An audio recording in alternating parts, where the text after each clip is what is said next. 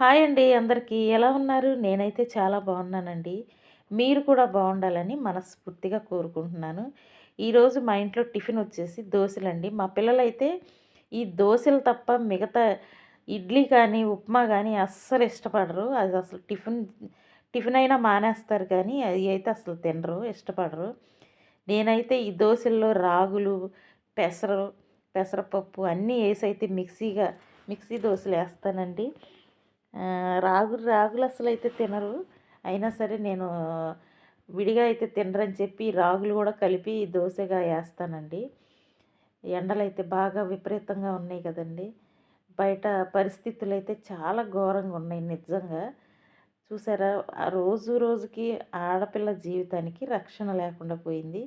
రోజుకొకళ్ళు ఆడపిల్లల్ని దారుణంగా చూడండి నరికి చంపేసి ఫ్రిడ్జ్‌లో పెట్టడం ఏంటండి? అసలు ఈ ఘోరాలు చూస్తుంటే చాలా బాధ